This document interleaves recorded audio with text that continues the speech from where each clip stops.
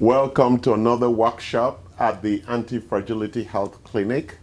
My name is Charles Sine. I'm the CEO of Anti-Fragility Health. We have a couple of people here joining us today in the room. The topic today we are focusing on is COVID-19, and we've broadened the conversation to include what we call our strategic response. That is the Anti-Fragility Health strategic response to COVID-19. So instead of just talking about testing, I want to have a deeper conversation as to our overall strategic response to COVID-19. So before we go any further, I want to show you the two testing kits that we're using and discuss some of the FDA issues around that. This is the testing kit for antigen testing. That is for people who have an active infection. It includes the swab, the liquid for identifying and separating the virus, and then the identification tab that does that. The other test is the antibody test. Both tests are from the same company, Rapigen. This is the antibody test where we are looking for the IgG and IgM antibodies, which would be antibodies that are coming from our adaptive response system, our adaptive immune system with regard to post-infection recovery. These two tests already have from the FDA what we call an MUA, which is, an EUA, which is an emergency use approval.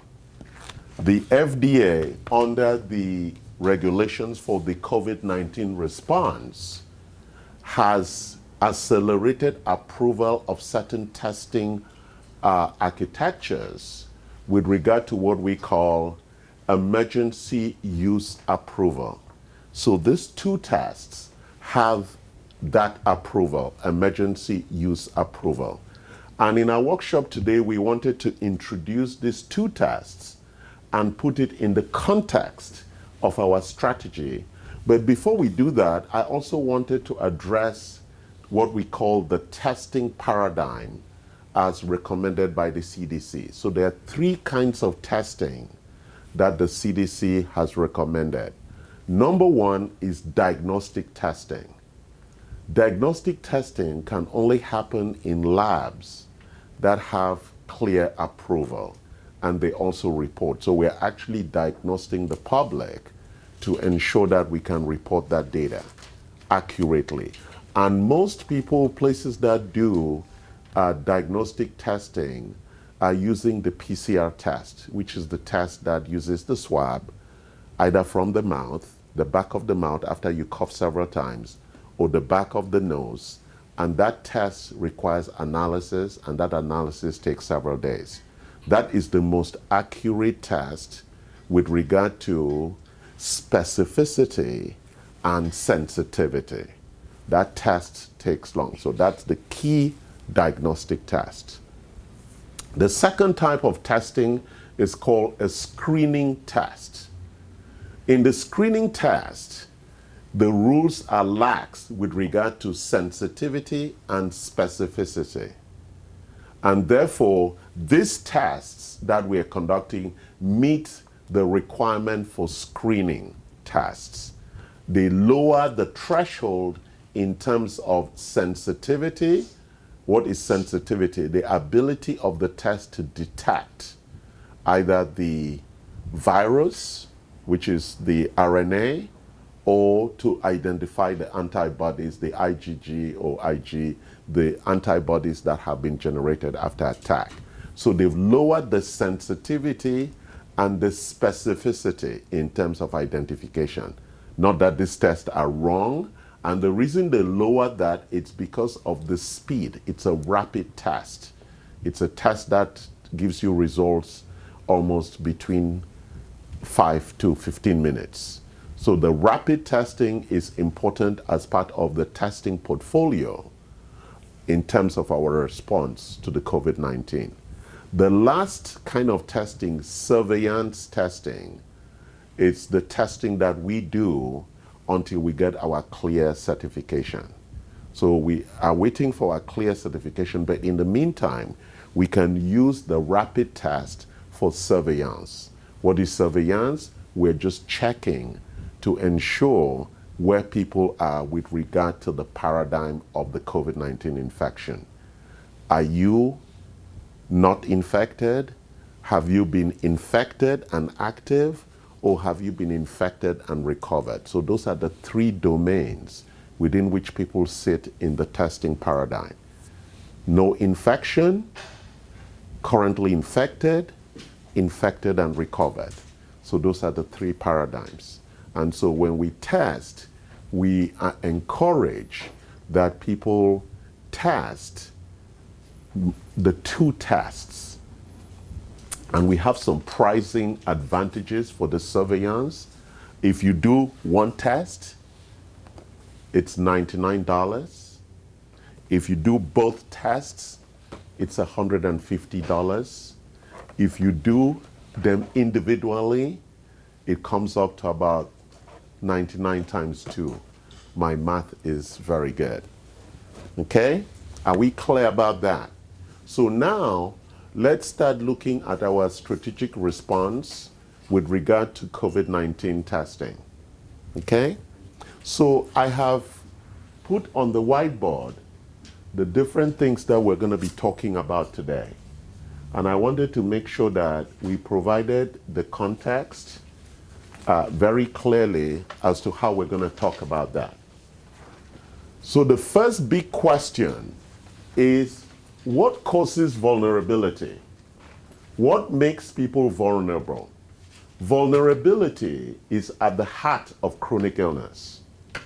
And these are the things that make people vulnerable. Some people are genetically susceptible. They have weak, innate, and adaptive immune architectures.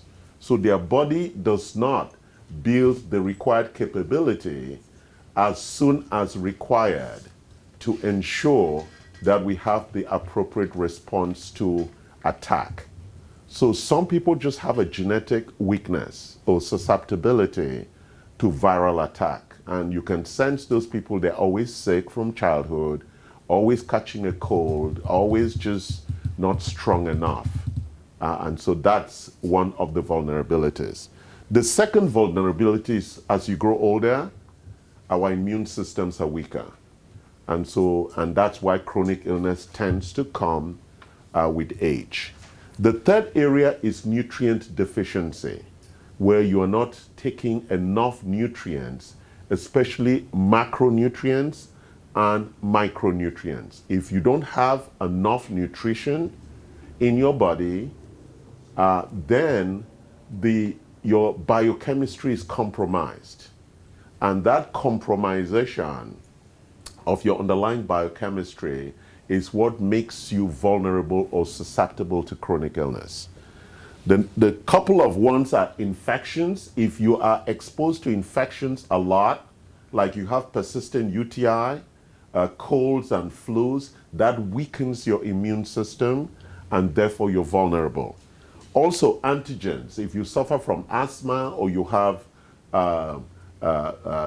responses to things, dust and mite in the environment and mold, all of those things. Also toxicity. So if you don't drink clean water and ensure that you breathe clean air and all of those things, they reduce your vulnerability. And lastly, stress, the big challenge that we all face in modern life. So these 7 things are also the 7 things that lead us to chronic illness. But what do these 7 things biologically or biochemically lead to? They lead to 2 big issues that are at the heart of the infectivity of COVID-19. And what is infectivity? It means the level at which the seriousness of your response to COVID-19 infection. So if you have high inflammation and high oxidative stress, which is caused by these 7 things, then you're very susceptible to the seriousness of the infection. So if you don't have high inflammation and high oxidative stress and you're infected, your immune system is going to fight it off and it will come away as a simple cold or a simple sore throat or a simple cough, and you recover. If you have high inflammation and high oxidative stress because of these things, then you're susceptible. So it is very important that we have information and we take action rather than be afraid. So that's why I'm not afraid. That's why we have not closed our company since COVID-19. We've been working every day since February, and we have not had any issues. A couple of our staff have tested, or their families have, and we followed the CDC guidelines on that. So it is very important that you have the right information and you take the right action so that you don't increase your stress by being afraid. So now let's look at the core issue. How then do we respond? And perhaps before I go into that, let me speak a little bit more about inflammation and oxidative stress. So the key issue of inflammation is that inflammation is a good thing. It's the biochemical architecture to respond to attack. So inflammation is a good thing. And that's what we call acute inflammation. You cut your hand, there's a swelling. A bee bites you, there's a swelling. Because the cytokine architecture is a way of harnessing resources to fight and respond and repair that attack. So chronic inflammation is acute inflammation is a good thing. What is bad is chronic inflammation. And there are a couple of things that cause chronic inflammation. If you're not eating well, if you have continuous infections, if there's persistent toxicity, those things will cause persistent and chronic inflammation. And the biggest area for inflammation is our gut, because that is where 90% of the immune system is lined up to protect us from the water we drink, the air we breathe, and the food that we eat. That's where 90% of the immune system is. And when your gut is inflamed, as you see from most of the reactions from COVID patients, is that is the most vulnerable architecture, your airway to the lungs and the way for the water and food to get into your system are the most vulnerable parts of your body. And those are the parts that are typically inflamed. And so a lot of the support that we provide to address inflammation is under there where we look at our intervention strategy. We're going to talk about that later on. The second area is oxidative stress.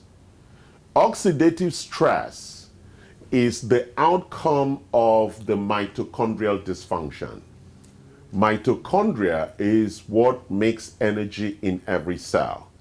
And there are some cells that have millions of mitochondria and some have less.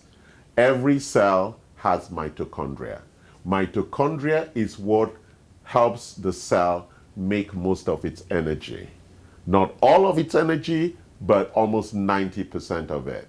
And it's that simple reaction that we are taught, all of us in high school, which is in the Krebs cycle, creating adenosine diphosphate to adenosine triphosphate, with that phosphate molecule creating the electron transfer that is the source of energy. So as I'm talking here, my expression and everything, the cellular energy I'm using comes from mitochondria. The dysfunction arises when the oxidation process, there is no antioxidant to remove the free radicals. Those free radicals cause oxidative stress.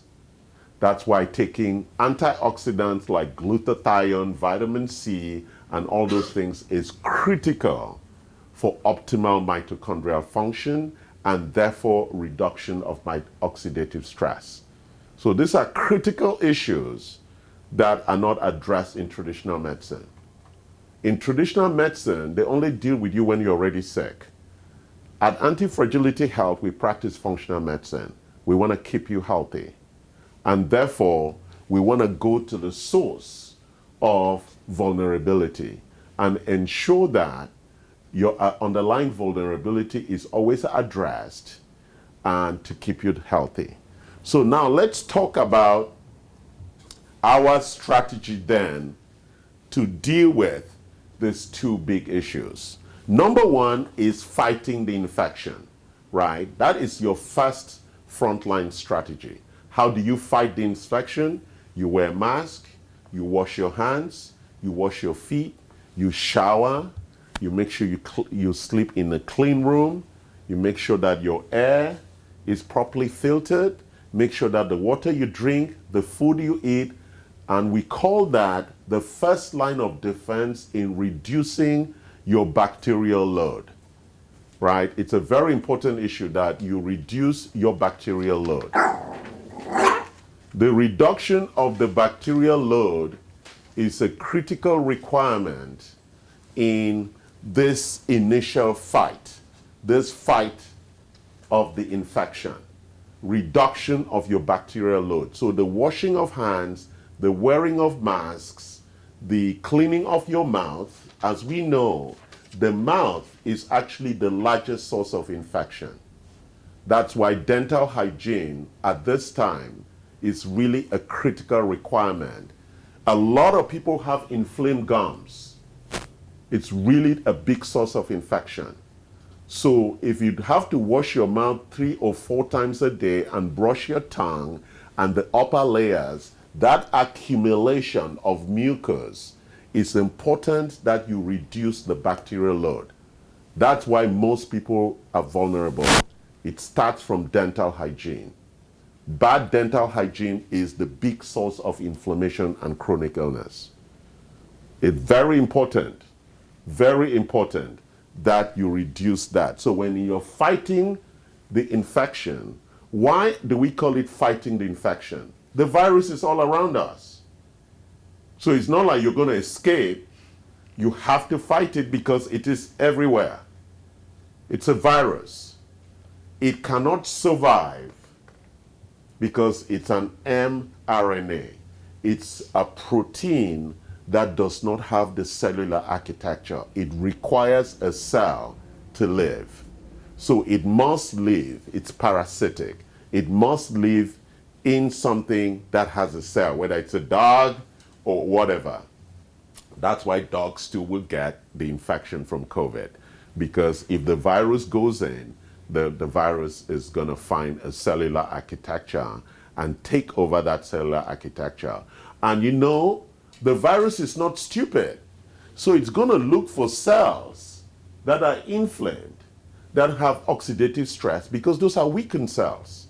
And once it takes over that cell, in almost a couple of hours, it creates millions of copies. And those millions of copies now then invade the rest of the body.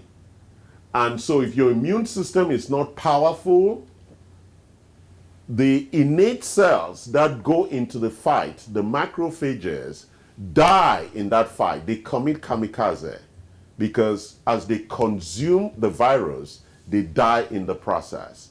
And the debris of that fight causes what we call the cytokine storm, which is what really sends people into a lot of shock. And it's really challenging. So fighting the infection is your first strategy and ever vigilant strategy. There is no downtime with regard to that. And when we look at the intervention, we're going to talk about what that means. The second part of the strategy is testing. What is the point of testing? Testing gives you knowledge of, am I infected? Have I been infected? Have I recovered? 3 critical questions. Am I currently infected? Was I infected before? Have I recovered? And am I symptomatic or asymptomatic? those big words that we have all been playing with. So testing gives you that capacity and that knowledge. And so let's just at this point again talk about the two tests. Under COVID-19, the CDC has approved a different testing regimen. And that's what we call the Emergency Use Approval, EUA. And these two tests, and they are from a Korean company, have that approval. And at the beginning of this, I showed you. The red one is the antibody test, which we use. We use a blood spot to test whether you have the antibody. Again, these are rapid tests. As I said in the beginning, a rapid test is not a PCR test. A PCR test has higher sensitivity and higher reliability. The second test, the green test, is the test that shows an active infection. It's actually looking at it's an antigen test. It's actually looking at a current infection that's underway. One of the people in the audience, they've just been testing, and they did the antibody tests, and I asked her, how was your result? She said it was negative. It means she doesn't have the antibody. She had wanted it to be positive, because then that would mean that you have recovered and now you have the antibody. So when it's negative, I know a lot of people think that's good news. When it's the antibody, you actually want to have the antibody. Then that way means you have recovered and your immune system has shown it was up to the task. I have tested negative on the active, the antigen test. I've also tested negative on the antibody. So I think the virus is still looking for me and hasn't found me yet. I have been dodging and playing mago-mago with the virus, right? The third part of our conversation today is around recovery. So if you test positive, the CDC guidelines are very clear. You must quarantine. And then there are things that you need to do. And at that point, right, even if we're screening and you test positive with our antigen test, you must go for the second level of testing, which is the PCR. As we all know, we're getting trained in deep statistics. There's something called a false positive and a false negative. I know. All of you didn't pay attention in stat class. Now you have to learn it. What is a false positive? You test positive when you really don't have the infection. That's what a false positive is. Your results show positive, but you really don't have the infection. A false negative, you test negative and you actually have the infection. So false positives and false negatives will occur. That's why the sensitivity of the test is not 100%. How is that possible? I'm so sorry. How is what possible? How is it possible to not have the virus but test positive for the virus? Because in everybody, the amount of the virus in your blood or in your swab varies, right? And the test has levels of sensitivity it's looking for. It's like the taste of salt. Everybody has a different taste. So the test, your viral load might be there, my viral load might be here, and so it's really challenging to produce a test. So the PCR takes testing to up to about 95%, 98% sensitivity. The rapid test is around 85%, which is good enough, right? That's why the PCR test is a more expensive test and it takes a long time. What is the challenge with the PCR test? Because it takes a long time. By the time the results come, you're not sure. What if it came negative, but during while you were waiting, you got the infection? So it creates a real challenge conceptually in the process of it, right? And so that's why the FDA approved this rapid test that people can use more frequently to see what's actually going on. Are we clear? Are there any questions on this issue? It's important we understand it so we don't panic and be afraid and increase stress, because stress causes inflammation, even though we're not aware of it. Okay, now how does our clinic respond? What is our intervention strategy? How do we intervene with our patients? Number one, lifestyle. It is critical that you have what we call a designed lifestyle. Just as you spend time arranging your bedroom and arranging your wardrobe, you should also arrange your life around 6 or 7 key issues. Number one is sleep. The arrogance of people saying, oh, I can sleep on 4 hours a night is bullshit. Every human being must sleep about 8 hours a night. If you're not sleeping 8 hours a night, you have those things. Therefore, you're susceptible. And therefore, we have a big issue with menopausal women, because women have the biggest challenge with sleep, and because of the hormonal change that happens during menopause. So that's a big issue. So you must address the underlying sleep issue. And how do we do that? We look at your hormonal balances, toxicity, and other things, and rebalance and get you back to sleeping properly. And if you keep waking up a lot of times, there are lots of solutions we have to in ensuring that you sleep for the length and you have good quality of sleep. Critical number one issue is sleep. Number two is nutrition, right? There are 5 big macronutrients that you must balance: carbohydrates, fats, proteins, fiber, and water. 5 of them must be balanced every day. There is no excuse. You can survive very well when you're young, in your teenage years, but by the time you get to 40, 50, 60, your body is not going to give you any tolerances anymore on those things. So your macronutrients are critically important. Number 3 is exercise.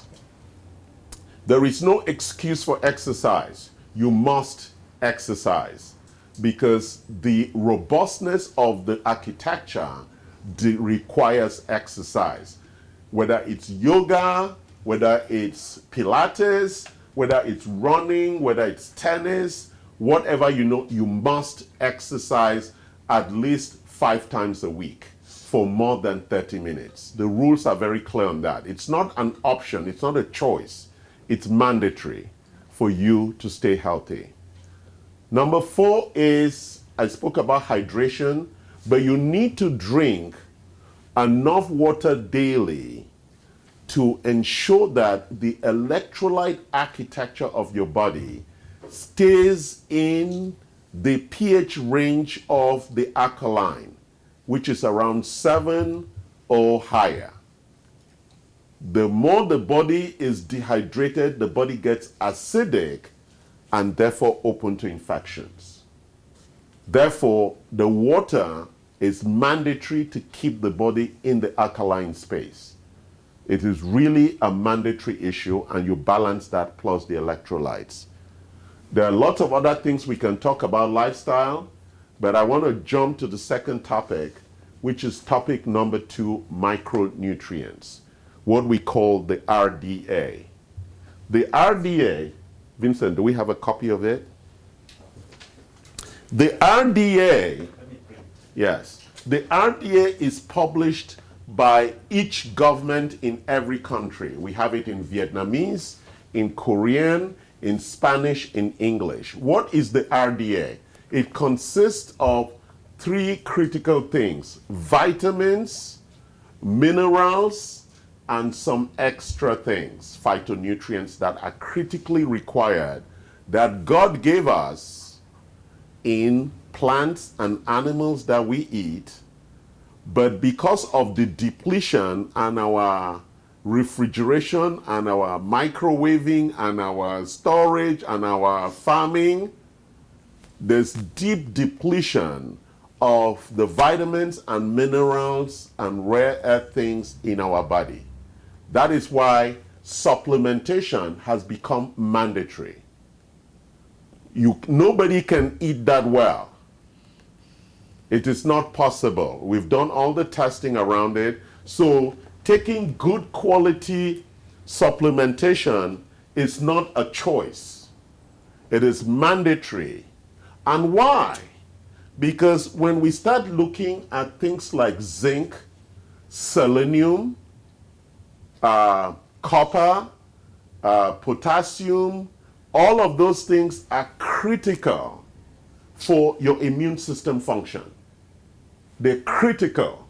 It's not like your immune will work without it. It's like saying, I'm going to run my car without gas. What will happen? The car will just like stop. So these are not optional issues, and traditional medicine does not practice this because they'd hope that you were going to do the right thing. And then when you show up sick, they say, okay, now we'll put you on this prescription for the rest of your life, or we're going to do some surgery. We believe that if you begin to do these things, we can lower the cost of healthcare because you're taking preventive actions rather than waiting until you get sick. So that is the RDA. We have a couple of samples here. We have what we call core minerals. It's the balanced mineral complex. And we have the physician daily, which is the multivitamin plus D3. D3, right? That critical vitamin that everybody talks about. We have the therapeutic high potency supplementation for aggressive nutritional support. This is the 50,000 unit. During this time of the virus, you need to be supplementing at the therapeutic value. Vitamin D is critical for the immune system function. And except you lie in the sun all day, you don't get enough. And for black people, it's actually worse because of the black skin, we don't absorb enough of the sunlight, right? This is critical that you have that. So let's talk about chemical imbalances. Chemical imbalances, we have identified 10 of them. I don't have enough time. We have a lot of other workshops where we talk about them. But let's talk about a couple. Number one thing that kills most Americans, it's not cancer. It's cardiometabolic. It's heart attack. It's stroke. That's the number one killer in America. And who are the people who die most from that? Women, menopausal women. I know many people don't think about that, but a lot of women end up with stroke. And it's because of that menopause issue, that inflammation issue, the oxidative stress issue is the big killer. Let's not go look at the statistics. It's very clear on it. And therefore, it is important that if you address these things, it begins to really go to the heart of the matter. There's a big challenge with the menopause issue with women, which is the hormone replacement issue and the big conversation around estrogen. There are lots of conversations around it. We don't want to go into the deep clinical issues of that, but that's something that every menopausal woman needs to look at and really understand their clinical imbalances and develop a point of view as to how they're going to address it. The second area is the issue of our immune system, which we spoke about. It's a big issue with imbalances. A lot of people have a weakened immune system. And how do you know that you have a weakened immune system? You always have constipation or running stomach, diarrhea. You have hemorrhoids. You always have UTI, right? The uterine tract infection. You always have a flu. You're always coughing. There's always something going on. You have pain. Lots of issues going on. And what are most of those issues? They're inflammation triggers that are overwhelming the immune system. That's the source of arthritis and all that stuff. It's inflammation overwhelming the immune system. Therefore, you have a weakened immune system. Therefore, when COVID comes, COVID says, we found one. This is a good place to play. Inflammation is huge. Oxidative stress is huge. Let's multiply. And then we now can find a home from which we can spread. The virus is not stupid. It has native intelligence. If it finds a good host, it will take over that host and then try to multiply from that host. That's what the virus is doing. So you don't want to become that victim, right? You want to make sure you take care. What are the services that we offer around this whole space? We offer diagnostics. Diagnostics is a critical requirement. I'm going to pass this around. So this is the RDA for the US. Thank you.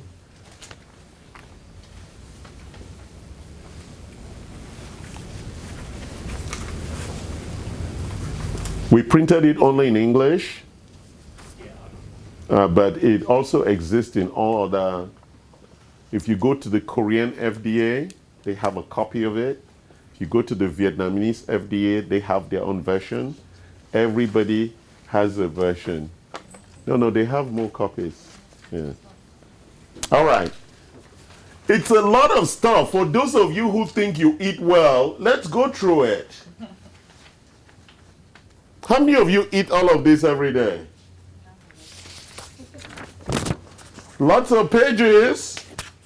And you think it's optional. You know, God didn't make the architecture optional. You must eat this every day. It's mandatory.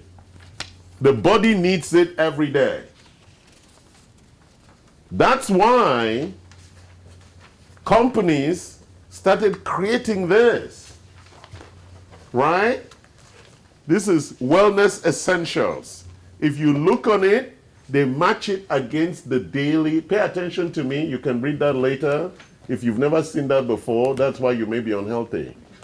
Right? You need to pay attention. It's your life. It's not my life. Right? And the FDA publishes that. It's common knowledge. Right? You cannot show up in heaven and say, I did not know. Right? You're supposed to know what is required for your body. You know about all the shoes, about all the handbags, you know about all the watches.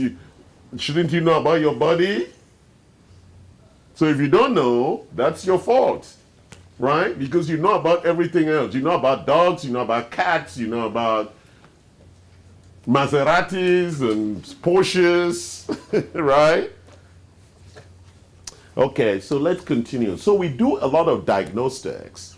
Especially, I've just been talking about menopausal women, and there's an amazing test we do, which is the urine test called the Dutch test, which really addresses two things. It addresses that hormonal issue, but it also addresses this big issue about stress, which is about a cortisol response. How do we manage cortisol architecture throughout the day? And most of us do it very badly, right? There's some days around 2 p.m. I start yawning. I boost myself up with Tradapt. And there's some days I can't sleep and I take my melatonin. So look at all the products here. Melatonin. I used to not like that product, but now I cannot sleep without it. And this is the other big product, very expensive product. I say that because I know it's $120. It is the biggest selling evidence-based product for inflammation. Very expensive product. It has what? 120 gel, so it's almost $1 a gel. It's a very expensive, and it is the most important product. You can check the price on Amazon. How much? Yeah, so we sell it at 118, and on Amazon it's 180 bucks. It's a very powerful product, and I know people rush to buy this product here. SPM Active. SPM Active. You can always check it on our web shop. And where's my other favorite product that Dr. E loves and talks about all the time? My God, we're running out. The probiotics that everybody loves to take, 225 billion. So most times I ask people, do you take probiotics? Yes. Where do you buy it from? From Costco. How many billion? I don't know. You know, this cheap thing about America, we like cheap shit. Even to our body, we like cheap shit, except when we're buying handbags. We pay $10,000 for the handbag, but we buy cheap probiotics. Stupidity, deep, deep stupidity. You need to buy the right kind of probiotics because it is critical for reducing inflammation of the gut. It's critical, and that you take the right probiotic. This is our best-selling probiotic. We sell it for $71. It's almost $140, $50 on Amazon. It's a critical product. I don't use the workshop to sell products, but I use them as indicators of things that you should be taking. It's really critical. You go on our website and address that. You know, one of the big challenges that we have most times is people say, I did not know. Not knowing, the cells in your body don't care that you don't know. There is no excuse for not knowing. And there is no excuse for not doing the right thing. The virus doesn't say, sorry, we invaded an unknown body. Oh, we visited this guy who didn't have knowledge about us, so let's go somewhere else. Right? The virus will attack you in your ignorance and kill you in the process, right? We have built protocols to support different kinds of people who have different diagnoses. So it is important, as I'm going to close and then I take a couple of questions, I'll just walk you through again what I've been through today. It is important. It is for your health and for your survival. These workshops are free, and we try to ensure that, because even the Bible says, my people die from lack of knowledge. Stupidity is what's killing Americans. If you don't know, you will die from lack of knowledge. So having knowledge allows you to take action, and persistent action leads to habits. That's the core architecture of life. So let's go through again. These are the causes of vulnerability. How do you know you're vulnerable? You need to run the diagnostics. You need to understand your genetic architecture. What did my parents die from? What's the weakness in our genetic tree? Is diabetes in my family? Is heart disease in my family? You want to know that. And therefore, your own lifestyle is going to be different from mine because you have that in your genetic architecture. You're aging. We're all going to age. Do you want to age properly and healthy, or do you want to age taking 20 tablets a day? Nutrient deficiency. What you eat has been destructive in American culture because people eat in America what they like, not what they need. And so you have this bad feeling in the culture where people are only eating what they like. And that's why they're dying from chronic illness. You must eat what the body needs. It's not about what you like or which taste or, and that issue about like is so deep in our culture that has created significant levels of chronic illness because people don't eat I don't like vegetables. Sorry, God made the body to eat vegetables. You have to deal with it. Oh, I don't like spices. Sorry, you have to eat them. They're critical for your health. Infections, you need to think about it. We flew to Charleston. We flew back because I don't use the bathroom on the plane. I go into the bathroom as we landed in LAX, and they're wearing masks. They use the bathroom. They don't wash their hands. That's still happening in America. Shameful that in spite of everything that's going on, we're not mindful as a community for each other and do the right things. It doesn't matter how much you wear masks. If we all touch the door handle, we're all going to get the infection. And then you make a mistake and rub your face or rub your eye, the infection is going to get in. So it is important collectively, right, that we get away from that selfish thing which is only about me to start thinking about community. I wash my hands because it's about me and about you. And that's why you should wash your hands. It's really important, guys, that we step away from this selfish behavior where it is only about me and you don't care about the community.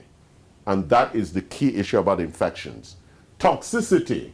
A lot of people drink unfiltered water, or they go to restaurants as we did yesterday and they bring ice. A lot of the ice in restaurants have bacteria. Stop drinking ice in restaurants. Drink ice only in your house because you know the quality of water that you use to make the ice. So every day you go out there and you take the ice, I know it's hot, you are getting infection because you don't know the quality of water that was used to make the ice. And you don't know the number of people who put their hands into the ice. There's a lot of infection in ice. Stress. How much more can I talk about stress? Leading to those two big things, if you didn't know what inflammation is, get on it today and go find out and read. Oxidative stress, if you didn't know, go look at that. Our strategy, you must stay at the front lines of fighting the infection. In some ways, for our business, this is a really good awakening because we have been preaching prevention and people were not paying attention. Because every American thinks, I'm fine, until they fall dead, right? Chronic illness, it's like the thief in the night. It comes in slowly into your life and then it takes over. That's how diabetes is, very destructive. And by the time you're actually diabetic, you have already lost 60% of your pancreatic architecture that produces insulin. By the time you're diabetic, it's already really late. Therefore, the recovery from being diabetic is a very challenging one. There's the issue of testing. Initially, I was against testing, but testing provides critical information in the population for us to take action. It's like our diagnostics. And then how does one recover? You know, it's shameful that we politicized hydrochloroquine. And the two most important medical journals in America had to apologize 2 weeks ago for lying about the research about hydrochloroquine. I know CNN didn't publish it.